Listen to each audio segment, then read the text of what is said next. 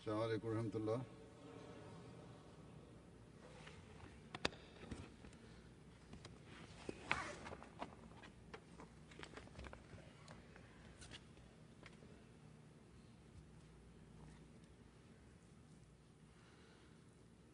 أشهد أن لا إله إلا الله وحده لا شريك له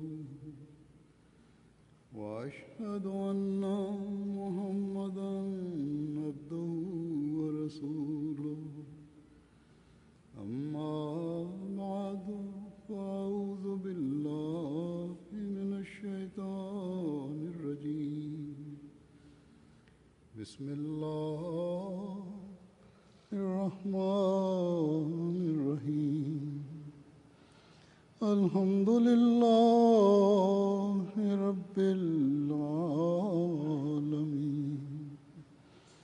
الرحمن الرحيم مالك يوم الدين إياك نعبد وإياك نستعين اهدنا الصراط المستقيم صراط الذين أنعمت عليهم غير المغضوب عليهم ولا الضالين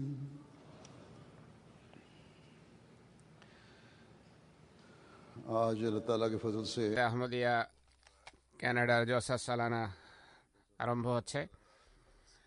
আল্লাহ তাআলার অপার অনুগ্রহে প্রত্যেক বছর পৃথিবীর জামাতগুলো স্ব দেশের জলসা সালানা করে থাকে। কেন? এজন্য যে হযরত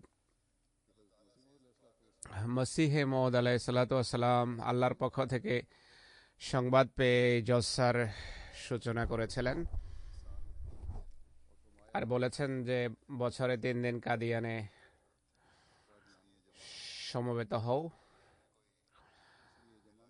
এই উদ্দেশ্যে সমবেত হবে না যে আমরা কোনো মেলা করব, মেলার ব্যবস্থা করব, কোনো আমোদ প্রমোদ বা ক্রীড়া কৌতুকের ব্যবস্থা করব, জাগতিক লক্ষ্য অর্জন করব, এমন নয়। বরং ধর্মীয় জ্ঞান বৃদ্ধি আর ধর্মীয় জ্ঞানের বিস্তৃতি ব্যাপকতর করার উদ্দেশ্যে আর তত্ত্বজ্ঞানের ক্ষেত্রে উন্নতির উদ্দেশ্যে একত্রিত বা সমবেত হও। তত্ত্বজ্ঞান কি? তত্ত্বজ্ঞান হলো কোনো বিষয়ের জ্ঞান অর্জন এবং সে বিষয়ে ব্যুৎপত্তি অর্জন, তার গভীরতায় পৌঁছা। এই হলো মারেফত। কোন মারেফতে তিনি উন্নতি চাইতেন? তিনি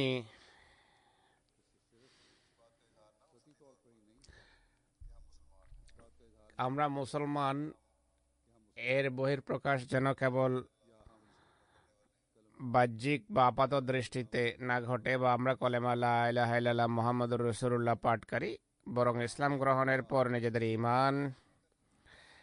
ইমানে উন্নতি করতে হবে, ইমানের ক্ষেত্রে উন্নতি করতে হবে। তিনি বলেছেন, লা ইলাহা ইল্লাল্লাহ মুহাম্মাদুর রাসূলুল্লাহ যদি পাঠ করে থাকো, তাহলে এটি বোঝার চেষ্টা করো যে আল্লাহ কি, আল্লাহ কাকে বলে, তার তিনি আমাদের কাছে কি চান, আল্লাহর অধিকার কি কি কি আর কিভাবে আমরা তা প্রদান করতে পারি, খোদার নির্দেশাবলী কিভাবে বুঝতে হবে আর কিভাবে তা মেনে চলতে হবে, ব্যবহারিক জীবনে বাস্তবায়ন করতে হবে। আমরা হযরত মুহাম্মদ রাসূলুল্লাহ সাল্লাল্লাহু আলাইহি সাল্লামকে খোদা তাআলার রাসূল হিসেবে বিশ্বাস স্থাপন করেছি, খাতামুল আম্বিয়া মেনেছি। তাই তার আদেশ নিষেধ, তার শিক্ষা এবং তার রীতিনীতি সম্পর্কে অবহিত হওয়া এবং তা আমলের উপায় সন্ধান করা, তার জীবন কি এবং কেমন ছিল সে সম্পর্কে জ্ঞান কিভাবে অর্জন হতে পারে এ সম্পর্কে হযরত আয়েশা রাদিয়াল্লাহু তাআলা আনহার উত্তর নিজের মাঝে সবকিছু পরিবেষ্টন করে রেখেছে, যা তিনি এই প্রশ্নকারের প্রশ্নের উত্তরে তিনি তাকে অবহিত করেছিলেন। যখন তিনি হযরত আয়েশাকে রাসূল কারীম সাল্লাল্লাহু আলাইহি ওয়াসাল্লামের জীবনী সম্পর্কে জিজ্ঞেস করেছেন, তখন হযরত আয়েশা বলেছিলেন, তুমি কি কোরআন পাঠ করনি? অতএব কোরআন যা বলে সেটি তার জীবনের এবং তার প্রতিটি কর্মের বিশদ ব্যাখ্যা। সুতরাং তিনি সাল্লাল্লাহু আলাইহি ওয়াসাল্লাম সংক্রান্ত এটি সেই মারেফত বা তত্ত্বজ্ঞানের কথা যা এক মুমিনের অর্জন করা উচিত। এর জন্য কোরআন শরীফ পাঠ করা এবং বোঝা আবশ্যক। পুনরায় হযরত মসিহ মউদ আলাইহিসসালাতু ওয়াসাল্লাম বলেন যে জলসার উদ্দেশ্য হলো আধ্যাত্মিকতায় বা আধ্যাত্মিকতার ক্ষেত্রে উন্নতি, তত্ত্বজ্ঞান অর্জন হলে শুধু জ্ঞানের সীমা পর্যন্ত যেন এটি সীমাবদ্ধ না থাকে, বরং আধ্যাত্মিকতা এবং আমলে বা ব্যবহারিক জীবনে উন্নতির কারণ হওয়া উচিত। যদি আধ্যাত্মিকতার ক্ষেত্রে উন্নতি না হয় তাহলে জলসা অংশগ্রহণ কোনো কাজের নয়, অর্থহীন। তিনি বলেন জলসার একটি উপকারিতা হলো পরস্পর পরিচিত হওয়া, শুধু পরিচিত হয়ে আর এই পরিচয় বস্তুবাদী লোকদের মতো যেন সাময়িক পরিচিতি না হয়, বরং সকল আহমদীর প্রত্যেক আহমদীর অন্যান্য আহমদীদের সাথে ভালোবাসা এবং ভ্রাতৃত্ববোধের বন্ধনকে দৃঢ় করা উচিত। প্রত্যেক আহমদের এই চেষ্টা করা উচিত, আর এই চেষ্টা এতটা দৃঢ় হওয়া চাই যেন কোনো কথা এই সম্পর্কের পথে বাদ না সাধতে পারে বা এটিকে নষ্ট করতে না পারে। এরপর তিনি বলেন যে তাকওয়ার ক্ষেত্রে উন্নতি করো।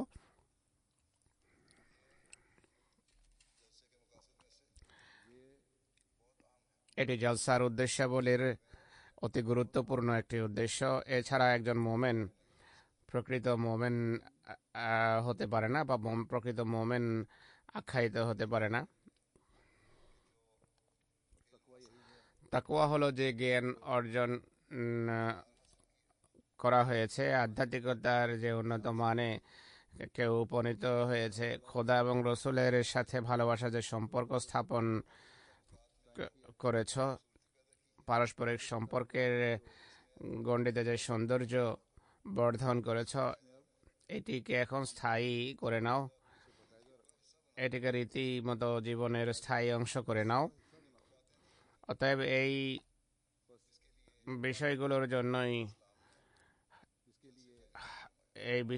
অর্জনের উদ্দেশ্যে হযরত মসিহ ইসলাম জলসার সূচনা করেন এবং বলেন যে প্রত্যেক বছর মানুষ যেন এই জলসার উদ্দেশ্যে কাদিয়ান আসে। কত বরকতময় কল্যাণময় সেসব জলসা হতো, যাতে স্বয়ং হযরত মসিহ পাক আলাইহিসসালাতু ওয়াসসালাম অংশগ্রহণ করে জামাতগুলোকে সরাসরি নসিহত করতেন। জামাতের সদস্যদের তরবিয়ত করতেন, তাদের আধ্যাত্মিক পিপাসা নিবারণ করতেন।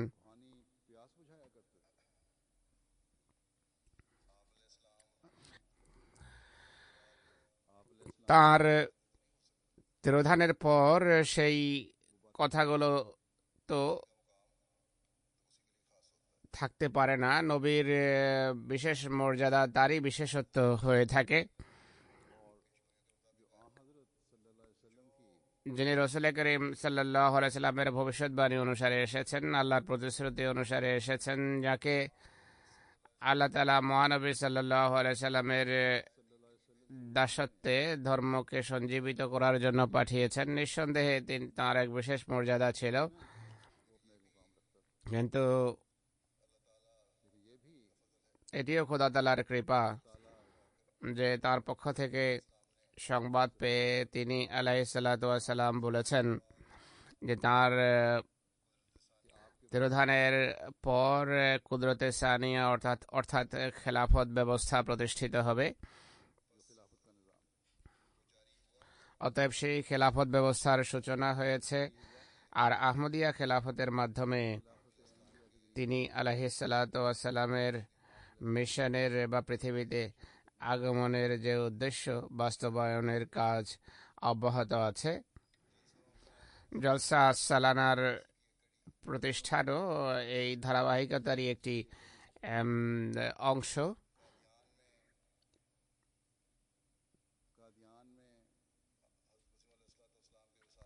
কাদিয়ানে হযরত মসিহ মউদ আলাইহিসসালাতু ওয়াসসালামের তিরোধানের পর খেলাফত ব্যবস্থা প্রতিষ্ঠিত হয়। খেলাফতের বর্তমানে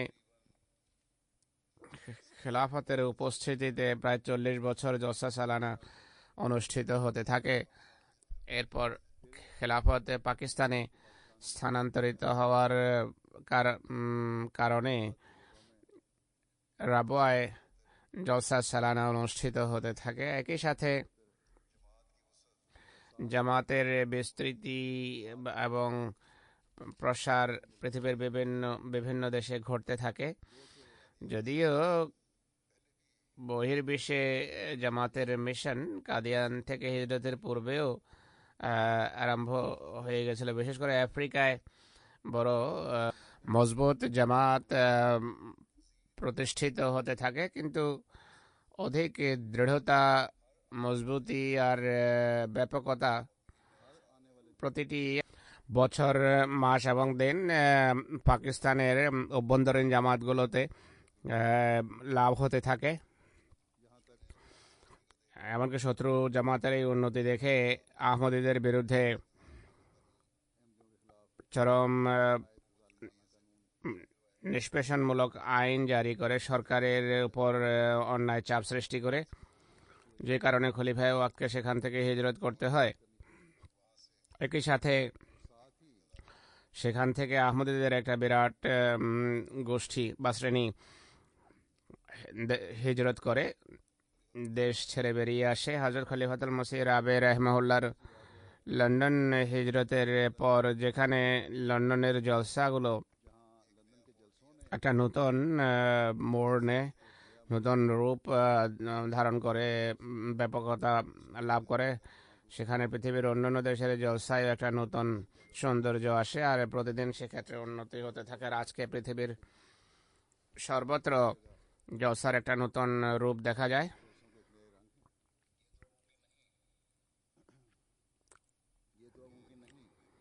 এটা তো সম্ভব নয় যে আহমদীদের একটা বড় শ্রেণী জলসার জন্য কাদিয়ান যাবে, আর এটিও সম্ভব নয় যে যেখানে খলিফায়ে ওয়াক্ত উপস্থিত থাকেন সেখানে আহমদীদের একটা বিরাট শ্রেণী জলসায় অংশগ্রহণ করতে পারে। যেভাবে পৃথিবীতে জামাতগুলো বিস্তার লাভ করছে, পৃথিবীর সব দেশে যেখানে জামাত আছে সেখানে এভাবে জলসার ব্যবস্থা করা আবশ্যক ছিল। হযরত মসিহ মউদ আলাইহিসসালাতু ওয়াসসালাম এর যুগে যেভাবে হতো সেভাবে জলসা করা আবশ্যক ছিল। বছরে অন্তত পক্ষে একবার তিনি আলাইহিসসালাতু ওয়াসসালাম আমাদেরকে নিজেদের জীবনে পরিবর্তন আনার জন্য তরবিয়তের উদ্দেশ্যে সমবেত হওয়ার নির্দেশ দিয়েছিলেন। সুতরাং আপনারাও আজকে এখানে সেই লক্ষ্য বাস্তবায়নের জন্য সমবেত হয়েছেন, যা হযরত মসিহ মউদ আলাইহিসসালাতু ওয়াসসালাম বলেছেন। প্রত্যেক বছর এই উদ্দেশ্যে আপনারা একত্রিত হন, আর এবছর বিশেষ করে আপনারা এখানে একত্রিত হয়েছেন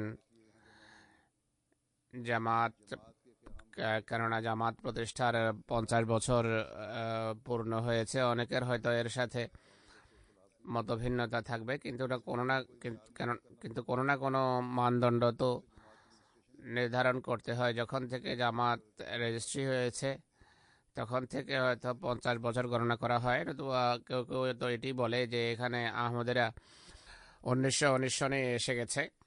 যাই হোক, এবছর জামাত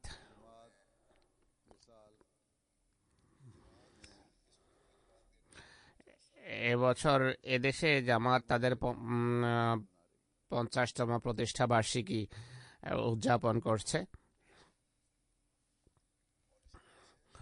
আর এই কারণে আমির সাহেব বিশেষ করে জোর দিয়ে আমাকে ডেকেছেন যে কানাডার জামাত এবছর 50 বছর পূর্তি উপলক্ষে বিভিন্ন অনুষ্ঠান করছে, আর এই জলসা এ দৃষ্টিকোণ থেকে আশা করা যায় যে বড় জলসা হবে। তাই আসুন।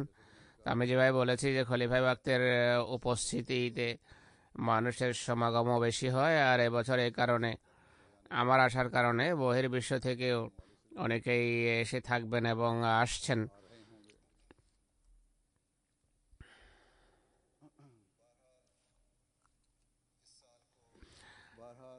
এবছর কে আপনারা এখানকার বসবাসী বা স্থানীয় আহমদিরা বিশেষ গুরুত্ব দিচ্ছেন।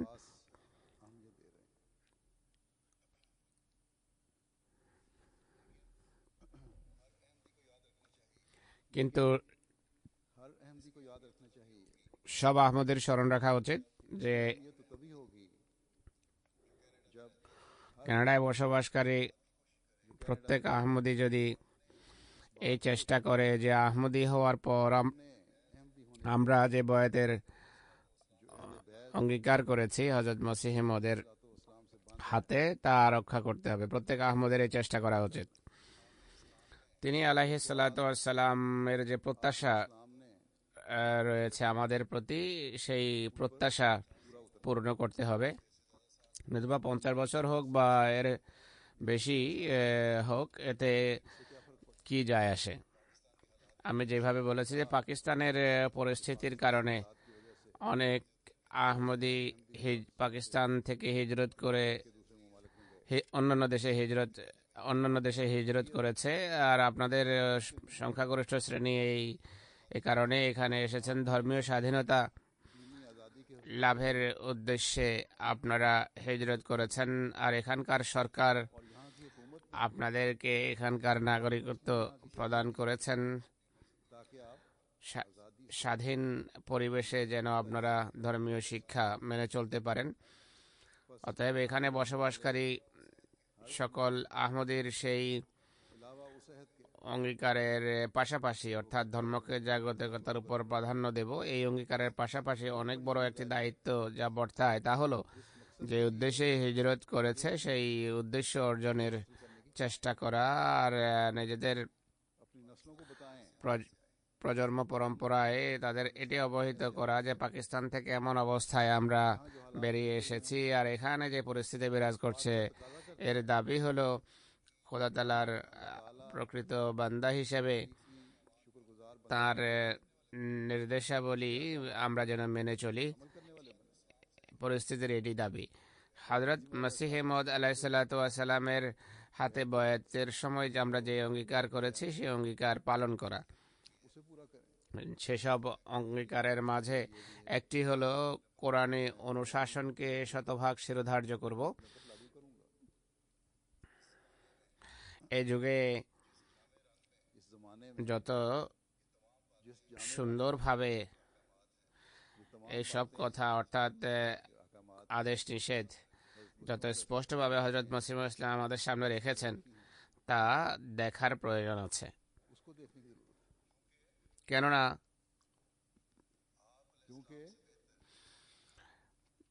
তার চেয়ে উত্তম ভাবে আল্লাহ এবং তার রাসূল সাল্লাল্লাহু আলাইহি সাল্লামের কথা এবং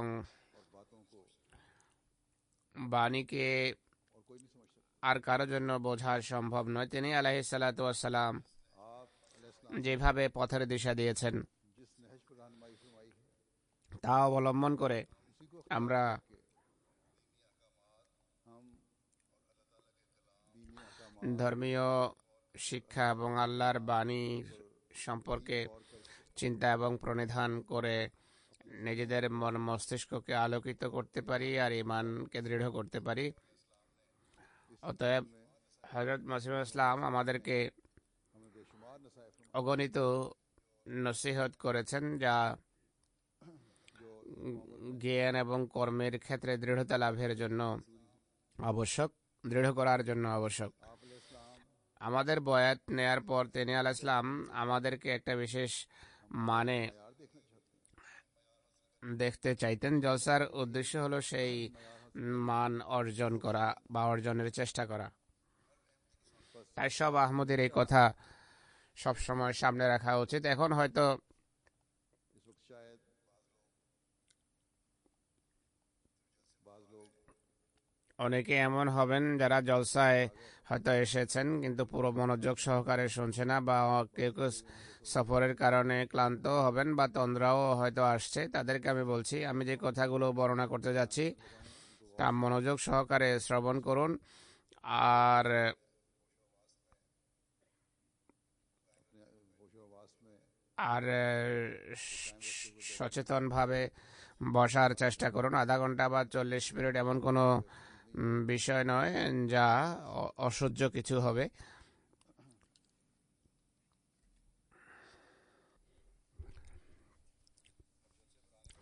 জলসায় আগমনের উদ্দেশ্য তখনই পূর্ণ হবে যদি আমার কথাগুলো আপনারা শোনেন আর সেই সব কথা মনোযোগ সহকারে শোনেন এবং সেগুলো মেনে চলার চেষ্টা করেন, যা অন্যান্য বক্তা নিজেদের বক্তৃতায় বর্ণনা করবেন। অনেক কথা ঈমান বর্ধনের কারণ হয়, আধ্যাত্মিক উন্নতিরও কারণ হয়ে থাকে, আর সাময়িকভাবে নারা উত্তোলন করে সেগুলো শুধু উপভোগই করবেন না, বরং জীবনের স্থায়ী অংশ করেন।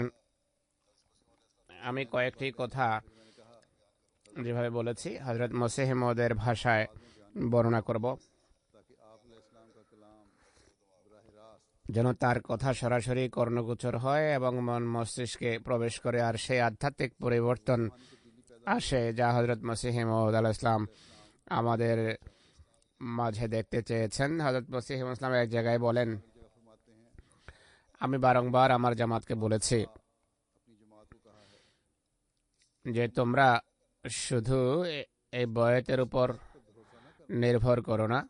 इस बैत पर ही भरोसा न करना, इसकी যতক্ষণ এর অন্তর্নিহিত বাস্তবতা উপলব্ধি না করবে ততক্ষণ মুক্তি নেই। যারা শুধু ছিলকাকে যথেষ্ট মনে করে তারা শ্বাস থেকে বঞ্চিত থাকে।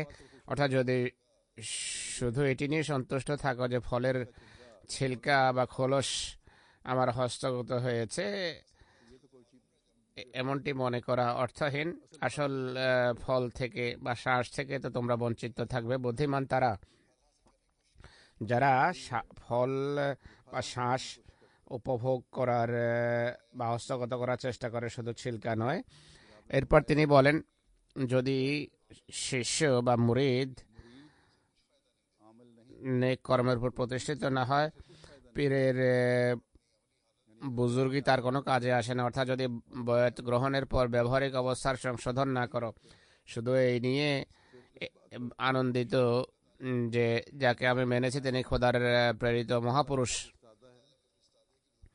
আল্লাহর প্রত্যাদিষ্ট বা প্রেরিত ব্যক্তির পূর্ণ সত্য নিজের জায়গায়, কিন্তু মান্যকারী সেই পণ্য বা বুজুর্গির ফলে তখন লাভবান হবে যদি তার নিজের কর্ম সেই বুজুর্গের পণ্যের সাথে বা তার কথার সাথে সামঞ্জস্যপূর্ণ হয়।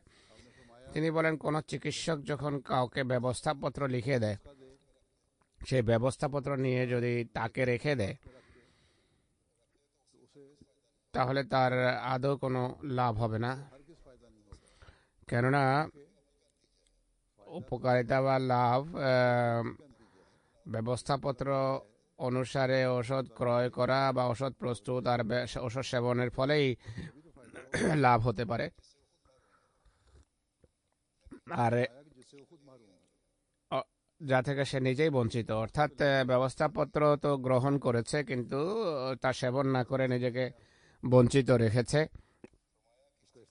তিনি বলেন বারবার কিস্তিনু পাঠ করো আর এর শিক্ষা নিজেকে এর শিক্ষার অধীনস্থ করো। তিনি বলেন কাদ আফলাহা মান যাক্কাহা, নিশ্চয় সেই সফল কাম হয়েছে যে তাকওয়ায় উন্নতি করেছে। তিনি আরো বলেন যে সহস্র সহস্র চোর, ব্যভিচারী, পাপাচারী, মদদি, অপকর্মশীল মোহাম্মদ রাসূলুল্লাহ সাল্লাল্লাহু আলাইহি ওয়াসাল্লামের উম্মতি হওয়ার দাবি করে, কিন্তু প্রশ্ন হলো তারা সত্যিকার অর্থে কি এমন? মোটেই নয়। প্রকৃত উম্মতি সে যে তিনি সাল্লাল্লাহু আলাইহি ওয়াসাল্লামের শিক্ষার উপর পুরোপুরি প্রতিষ্ঠিত। আরেকবার বয়াতের মান এবং স্ট্যান্ডার্ড সম্পর্কে তিনি সমধিক খোলাসা করে বলেছেন। তিনি বলেন অনুরূপভাবে যে বয়াতের এবং ঈমান আনার দাবি করে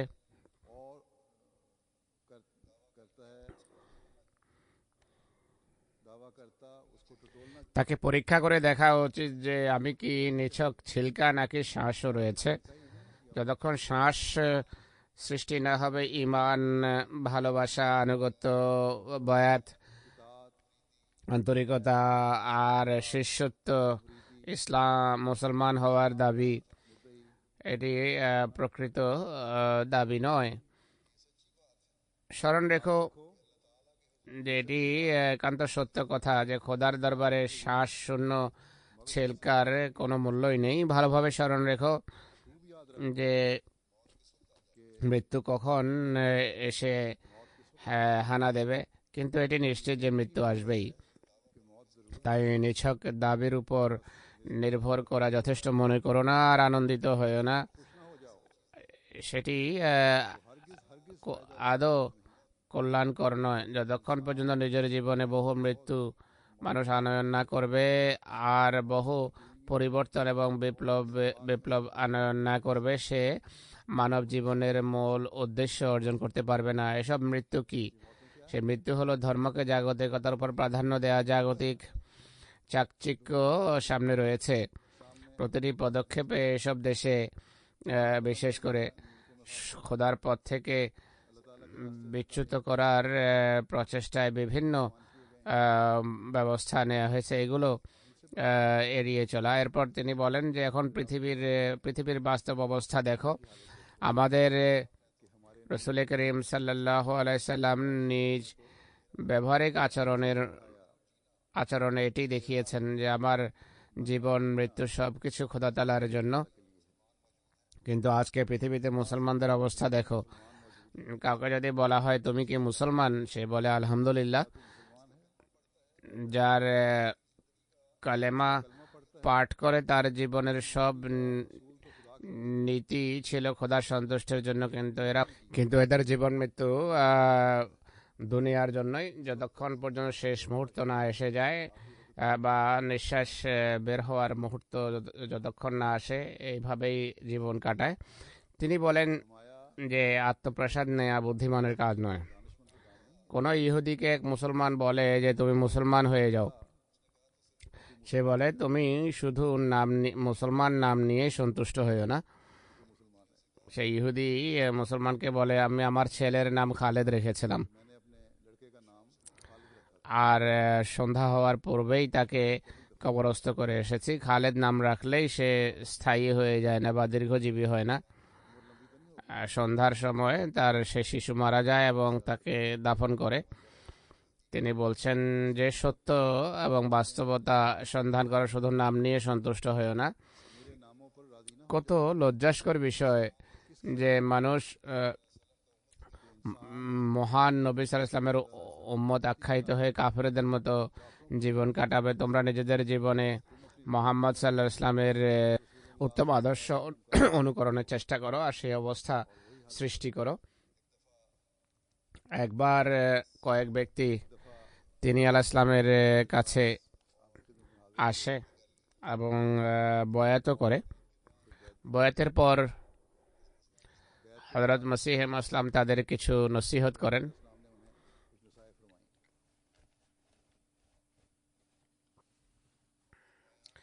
তিনি বলেন, বয়াত করে শুধু মানুষের এই কথা মানা যথেষ্ট নয় যে জামাত সত্য, আর এতটা মানলেই সেই বরকতমণ্ডিত বা কল্যাণমণ্ডিত হবে।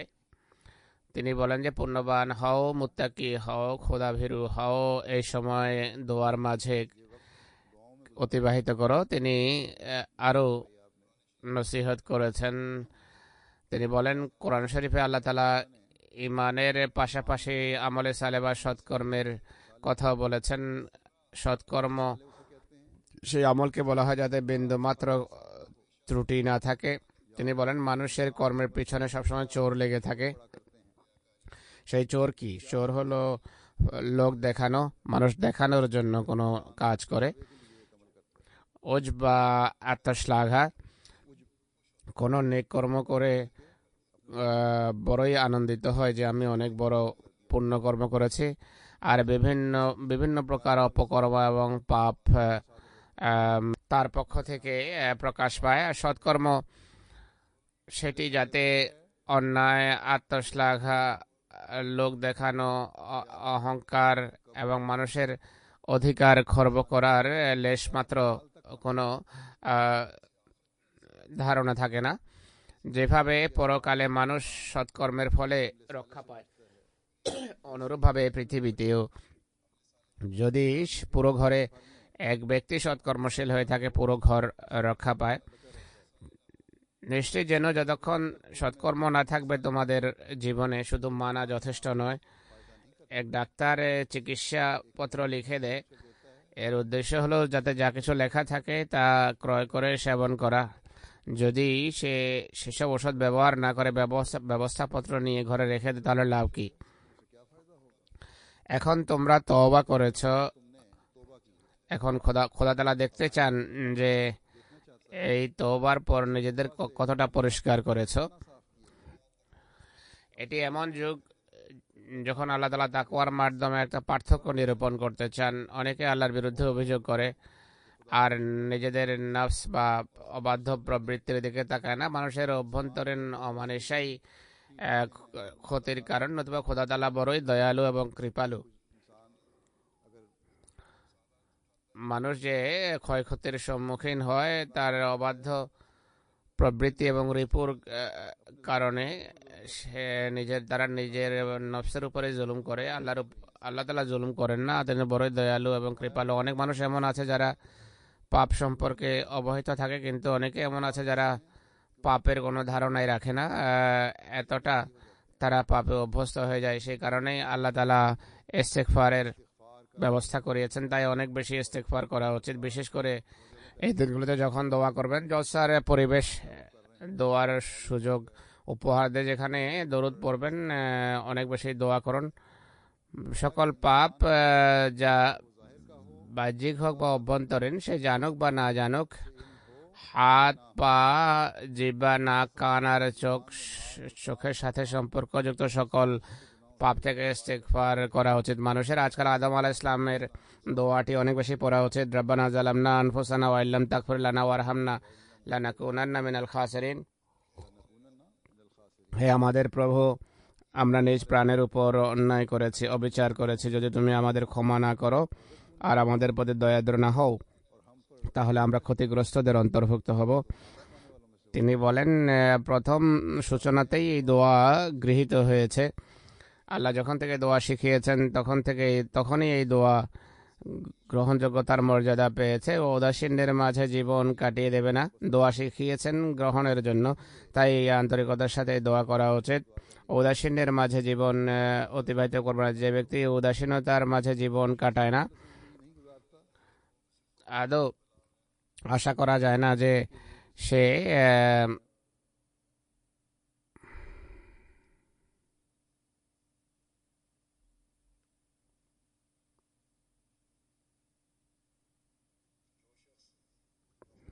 যে ব্যক্তি উদাসীনের মাঝে জীবন অতিবাহিত করে না, সে শক্তির অতীত কোনো সমস্যায় নিমজ্জিত থাকবে এটি আশাই করা যায় না। আল্লাহর ইচ্ছা ছাড়া কোনো বিপদ আসে না। আমার প্রতি যেভাবে দোয়া এলহাম করা হয়েছে যে রাব্বি কুল্লু শাইইন খাদেম করবে ফাফাজনি ওয়ানসুরনি ওয়ারহামনি, এই দোয়াও অনেক বেশি অধিক পরিমাণে পড়া উচিত। একবার কোনো বৈঠকে হযরত মৌলভী আব্দুল করিম সাহেব রাদিয়াল্লাহু আনহু বলেন যে হুজুর, পারস্পরিক ঐক্য এবং একতা সম্পর্কে কিছু বলুন। হযরত মুসলিম ইসলাম তখন নসিহত করেন, যার একাংশ আপনাদের সামনে আমি তুলে ধরছি। তিনি বলেন যে আমি দুটো বিষয় নিয়ে পৃথিবীতে এসেছি। প্রধানত আল্লাহর একত্ববাদকে অবলম্বন করো, দ্বিতীয়ত পারস্পরিক ভালোবাসা এবং সহানুভূতি প্রকাশ করো, সেই দৃষ্টান্ত স্থাপন করো যা অন্যদের জন্য নিদর্শনমূলক হবে। আর এই নিদর্শনমূলক বৈশিষ্ট্য এই সাহাবেদের মাঝে সৃষ্টি হয়েছিল। কুনতুম আদাআন ফাআল্লাফা বাইনা কুলুবিকুম, স্মরণ রেখো পারস্পরিক সম্প্রীতির ভাব সৃষ্টি হওয়া এটি একটি নিদর্শন। স্মরণ রেখো যতক্ষণ তোমাদের প্রত্যেকেই নিজের জন্য যা পছন্দ করে ভাইয়ের জন্য তা যদি পছন্দ না করে, সে আমার জামাতভুক্ত নয়। তিনি আরো বলেন, স্মরণ রেখো যে বিদ্বেষ দূরীভূত হওয়া মাহাদির সত্যতার লক্ষণ। সেই লক্ষণ কি পূর্ণ হবে না? মাহাদি আসলে পারস্পরিক হিংসা বিদ্বেষ দূরীভূত হবে। তিনি বলেন এটি অবশ্যই পূর্ণতা লাভ করবে। তোমরা কেন ধৈর্য ধারণ করো না? চিকিৎসা শাস্ত্রের একটা নীতি হলো, কিছু রোগে যতক্ষণ সার্জারি করা না হয় রোগ দূর হয় না। আমার মাধ্যমে এক পূর্ণবান জামাতের জন্ম। পারস্পরিক শত্রুতার কারণ কি? কার্পণ্য, আত্মশ্লাঘা এবং অহমিকা। তিনি বলেন যে নিজের এই জামাত অবশ্যই উন্নতি করবে। পৃথিবীতে বড় বড় নিষ্ঠাবান আহমদীর জন্ম হচ্ছে, যারা নিজেদের আবেগ অনুভূতিকে নিয়ন্ত্রণ করতে পারে না, পারস্পরিক প্রেম প্রীতি ভালো ভ্রাতৃত্ববোধের পরিবেশে জীবনযাপন করতে পারে না। তাদের এমন মানুষের স্মরণ রাখা হচ্ছে যে তারা স্বল্প দিনের মেহমান। যতক্ষণ পর্যন্ত উত্তম দৃষ্টান্ত স্থাপন না করবে তত আমি কারো কারণে বদনাম হতে চাই না। এমন ব্যক্তি যে আমার জামাতভুক্ত হয়ে আমার ইচ্ছার অধীনে চলবে না, সে শুষ্ক শাখা স্বরূপ মালি, তা কেটে ফেলে না দিলে আর কি করবে? শুষ্ক শাখা সবুজ শাখার সাথে যুক্ত থেকে পানি চুষে ঠিকই, কিন্তু সেই পানি তাকে সবুজ করতে পারে না, বরং সেই শাখা জীবিত শাখার জন্য ক্ষতির কারণ হয়। তাই স্মরণ রেখো, আমার সাথে সে থাকতে পারে না যে নিজের চিকিৎসা করবে না। অতএব যারা পারস্পরিক মনোমালিন্য বৃদ্ধি করে তাদের জন্য সত্যিই ভয়ের কারণ। যেখানে এই যুগে আমরা সেই ব্যক্তিকে মেনেছি যিনি আমাদের সংশোধনের জন্য এসেছেন, সেখানে আমাদের এই উদ্দেশ্যে চেষ্টাও করা উচিত তার কথা মানার এবং তাকে কাজে রূপায়িত করার প্রয়োজন রয়েছে।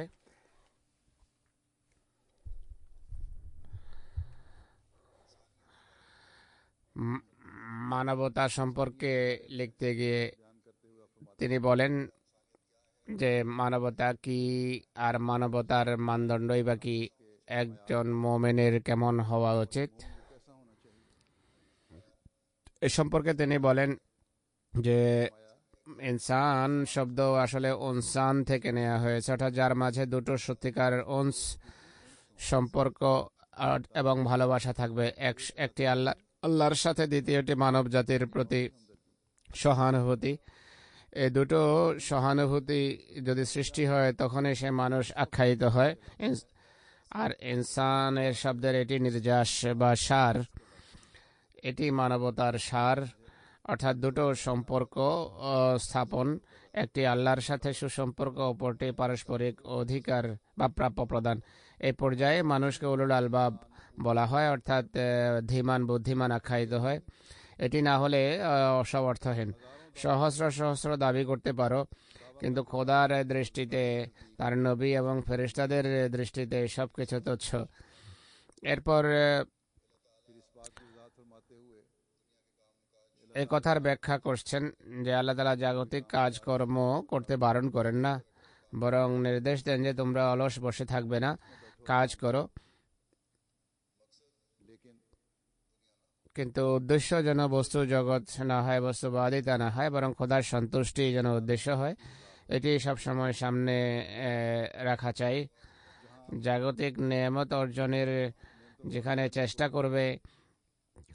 থাকবে, সেখানে পারলৌকিক কল্যাণরাজি অর্জনের জন্য পুরো প্রচেষ্টার প্রয়োজন রয়েছে। এই বিষয়টা বর্ণনা করতে গিয়ে একবার তিনি বলেন যে আল্লাহ তাআলা এই যে দোয়া শিখিয়েছেন যে রব্বানা আতিনা ফিদ দুনিয়া হাসানাতাও ওয়া ফিল আখিরাতি হাসানাতাও, এতে দুনিয়াকে প্রাধান্য দেয়া হয়েছে। কিন্তু কোন দুনিয়াকে?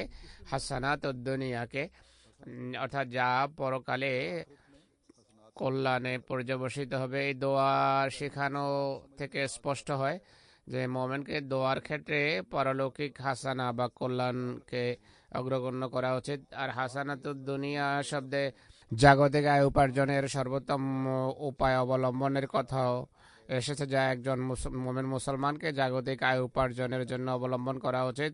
জাগতিক আয় উপার্জন সকল এমন মাধ্যম অবলম্বনে করা যাতে থাকবে ভালো এবং কল্যাণ। তাই জাগতিক আয় উপার্জন নিষেধ নয়, কিন্তু এমনভাবে করো যেভাবে তাতে কল্যাণ নিহিত থাকে। অন্যের অধিকার খর্ব করে নয়, বা অন্যকে ক্ষতিগ্রস্ত করে নয়, বা অন্যের সম্পত্তি কুক্ষিগত করে নয়, সেই পন্থা অবলম্বনের মাধ্যমে যার ফলে অন্যের ক্ষতি হতে পারে এবং নিজের মাঝে যা লজ্জার কারণ হতে পারে, এমন দুনিয়া বা এমন জাগতিক আয় উপার্জন অবশ্যই পারলৌকিক কল্যাণের কারণ হবে। এমন জাগতিক আয় উপার্জনকারী আল্লাহর সন্তুষ্টির জন্য এবং তার সৃষ্টির জন্য আর তার ধর্মের জন্য খরচকারীও হয়ে থাকে, খরচও করে। তিনি আবার বলেন যে আমাদের জামাতে সেই অন্তর্ভুক্ত হয় যে আমাদের শিক্ষাকে নিজের জীবনে কর্মবিধি হিসাবে অবলম্বন করে, নিজের সাধ্য এবং সামর্থ্য অনুসারে আমল করে, কিন্তু যে শুধু নাম লিখিয়ে শিক্ষা অনুসারে কাজ করে না। তার স্মরণ রাখা উচিত যে আল্লাহ তাআলা এই জামাতকে একটা বিশেষ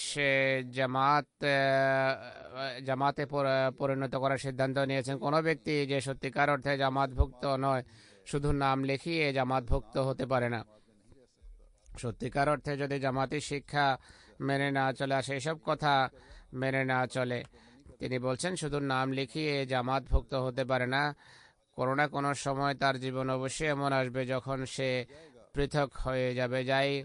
তাই যতটা সম্ভব নিজেদের আমলকে সেই শিক্ষার অধীনস্থ করো যা দেয়া হয়। আমল বা নেক কর্ম ডানার তুল্য। নেক কর্ম ছাড়া মানুষ আধ্যাত্মিক পদমর্যাদা লাভের জন্য উড়তে পারে না। যেভাবে পাখি ডানার উপর ভর করে উড়ে, মানুষের কর্ম আধ্যাত্মিকভাবে তার উড্ডয়নে সহায়ক হয়ে থাকে। আর সেই সকল মহান লক্ষ্য সে অর্জন করতে পারে না যার অধীনে থাকে। পাখিদের বোধ বুদ্ধি থাকে, যদি তা কাজে না লাগায় তাহলে যেই কাজ তারা করে থাকে তা করা সম্ভব নয়। দৃষ্টান্তস্বরূপ, মৌমাছির যদি বুদ্ধি না থাকে তাহলে সে মধু উৎপাদন করতে পারে না। অনুরূপভাবে যে সমস্ত কবুতরকে মানুষ প্রশিক্ষণ দেয়, যারা চিঠি এক জায়গায় থেকে অন্য জায়গায় নিয়ে যায়, কতটা বুদ্ধি তাদের খাটাতে হয়, কত সুদূর পথ তাদের অতিক্রম করতে হয়। অতীতে রীতি অবলম্বন করা হতো, তারা পত্র পৌঁছায়। অনুরূপভাবে পাখিদের দ্বারা বিস্ময়কর সব কাজ করানো হয়। তাই মানুষকে প্রথমে নিজের বোধ বুদ্ধি ব্যবহার করা উচিত, আর তার ভাবা উচিত যে আমি যে কাজ করছি এটি খোদার নির্দেশ সম্মত কিনা বা তার সন্তুষ্টির জন্য করছি কিনা। তাই সব কাজের পূর্বে এটি ভাবা উচিত যে আমি যে কাজ করতে যাচ্ছি সেই কাজ করার বা সেই কাজের ধর্ম অনুমতি দেয় কিনা, ধর্ম অনুমোদিত কিনা, আল্লাহ অনুমোদিত কিনা, এটি বৈধ কিনা। এটি নয় যে জাগতিক আয় উপার্জনের জন্য সকল অবৈধ পন্থা মানুষ অবলম্বন করা আরম্ভ করবে। এটি দেখার পর যদি সে নিজের বোধ বুদ্ধি খাটায়, তাহলে কাজ করা, হাতে কাজ করা আবশ্যক হয়ে যায়। আলস্য বা উদাসীন্য প্রদর্শন করা উচিত। এটি দেখা আবশ্যক যে শিক্ষা যেন সঠিক হয়। কোনো কোনো সময় শিক্ষা সঠিক হয়ে থাকে, কিন্তু মানুষ নিজের অজ্ঞতা এবং নির্বুদ্ধিতার কারণে বা অন্য কারো দুষ্কৃতি ও ভুল কথার প্রতারিত হয়ে প্রতারণার শিকার হয়। তাই নিরপেক্ষভাবে তাকে ভাবা উচিত। তাকওয়ার গুরুত্ব বর্ণনা করতে গিয়ে তিনি বলেন যে যে কাজের জন্য আমাদেরকে প্রত্যাদিষ্ট করা হয়েছে তা হলো তাকওয়ার ময়দান ফাঁকা। তাকওয়া সৃষ্টি হওয়া উচিত, তরবারি হাতে নেওয়া নয়। এটি তরবারি হাতে নেওয়া হারাম এবং নিষিদ্ধ। যদি তাকওয়া অবলম্বনকারী হয় তাহলে সারা পৃথিবী তোমাদের সাথে থাকবে। তাই তাকওয়া সৃষ্টি করে। যারা মদ পান করে বা যাদের ধর্মের প্রধান অংশ হলো মদ, তাকওয়ার সাথে তাদের কোনো সম্পর্ক স্থাপিত হতে পারে না। তারা পুণ্যের সাথে যুদ্ধে লিপ্ত। অতএব আল্লাহ তাআলা যদি আমাদের জামাতকে এতটা সৌভাগ্যশালী করেন, তারা যদি পাপের বিরুদ্ধে যুদ্ধকারী হয়, তাকওয়া এবং পবিত্রতার ময়দানে উন্নতি করে, তাহলে এটি বড় সফলতা। এর চেয়ে বেশি কার্যকরী কিছু হতে পারে না। এখন সারা পৃথিবীর ধর্মের প্রতি দৃষ্টিপাত করো। আসল উদ্দেশ্য অর্থাৎ তাকওয়া হারিয়ে গিয়েছে। পৃথিবীর প্রভাব প্রতিপত্তিকে খোদা বানানো হয়েছে। সত্যিকার খোদা আত্মগোপন করেছেন, প্রকৃত খোদার অসম্মান করা হয়। কিন্তু খোদা চান যে এখন যেন তাকে মানা হয়, পৃথিবী যেন তাকে চিনে। যারা এই বস্তু জগৎকে খোদা মনে করে তারা মুতাওয়াক্কিল বা আল্লাহর উপর নির্ভরকারী গণ্য হতে পারে না। তিনি বলেন যে আল্লাহর ভয়াবহ আযাব নাজেল হতে যাচ্ছে। এটি কঠিন সতর্কবাণী।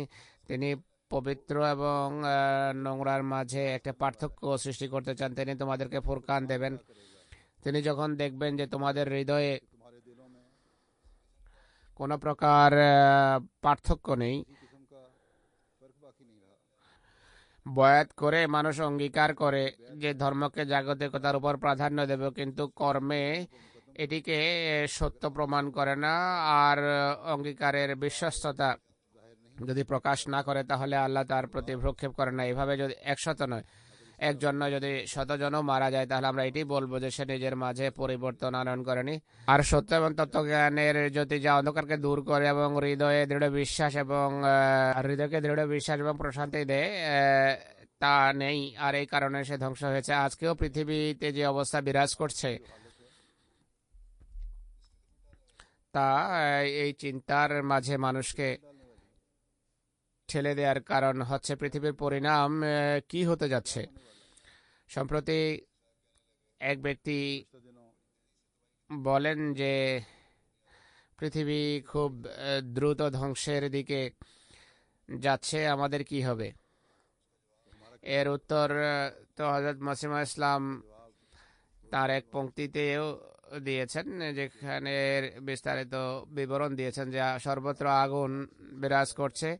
প্রত্যেক এমন ব্যক্তিকে রক্ষা করা হবে যে মহাবিশ্বের আধার খোদাকে ভালোবাসে। সুতরাং এই হলো আসল বিষয়, আসল কথা, মূল কথা। খোদার সাথে আমাদের সম্পর্ক দৃঢ় করতে হবে। আর যেখানে খোদার প্রাপ্য আমরা প্রদান করব, সেখানে তার বান্দাদের অধিকারও আমাদের প্রদান করতে হবে। সে সকল পুণ্য অর্জনের চেষ্টা করতে হবে যা খোদার উল্লেখিত নীতির অধীনে পুণ্য গণ্য হয়, এবং পাপ থেকে বাঁচার আমাদের চেষ্টা করতে হবে। সেই সকল পাপ এড়িয়ে চলার চেষ্টা করতে হবে যা খোদার পবিত্র দৃষ্টিতে পাপ, যা আল্লাহ তাআলা পরিষ্কার করে আমাদের জন্য কোরআনে বর্ণনা করেছেন। আমাদেরকে হযরত মসিহ মউদ আলাইহিস সালাতু ওয়াস সালামের সত্তায় আমাদের ঈমান আনার পর বিশ্বাস এবং কর্মের ক্ষেত্রে মজবুত এবং দৃঢ়তর হওয়ার চেষ্টা করা উচিত। এসব বিষয় আমাদের মুক্তির কারণ হবে। আর এই বিষয়গুলোই খোদার দৃষ্টিতে পছন্দনীয়। নতুবা 50 বছর বা 75 বছর বা 100 বছর বিভিন্ন জামাতের জীবনে যে এসে থাকে, এই বিপ্লব ছাড়া সব কিছু অর্থহীন। বস্তু জগতের মানুষ হয়তো এসব উদযাপন করে আনন্দিত, কিন্তু ধর্মীয় জামাত নয়। আনন্দের বহিঃপ্রকাশ যদি এই উদ্দেশ্যে হয়ে থাকে যে যে খোদার নির্দেশের অধীনে জীবনযাপনের ক্ষেত্রে আমরা উন্নতি করেছি আর ভবিষ্যতে এই ক্ষেত্রে চেষ্টা আরও বেগবান হবে, তাহলে এর বহিঃপ্রকাশ খোদার দৃষ্টিতে পছন্দনীয় এবং বৈধ। কিন্তু সকল পণ্যের ক্ষেত্রে অগ্রসর হওয়ার ক্ষেত্রে যদি আমাদের অগ্রযাত্রা থেমে যায় বা আমরা পিছিয়ে যাই, তাহলে এটি সত্যিই চিন্তার বিষয়। তাই আমাদেরকে হজরত মসিহ মওদ আলাইহিসসালামের কথা সামনে রেখে আল্লাহ এবং তার রসুলের নির্দেশ মেনে চলার ক্ষেত্রে আমাদের কর্ম বিশ্লেষণ করার প্রয়োজন রয়েছে। আর এটি সবসময় করে যাওয়া উচিত বা করতে থাকা উচিত।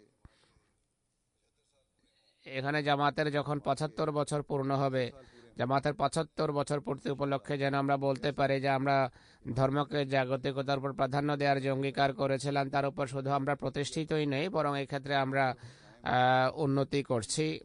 আল্লাহ তাআলা সবাইকে এর তৌফিক দান করুন। জলসার দিনগুলোতে এই 3 দিন বিশেষ করে যেভাবে পূর্বেও বলেছি, দোয়ায় অতিবাহিত করুন। জলসার যে উদ্দেশ্য, অনুষ্ঠানমালা শোনার জন্য আপনারা সবাই উপস্থিত থেকে জলসার কার্যক্রম শুনুন। আল্লাহ তাআলা সবাইকে তৌফিক দান করুন।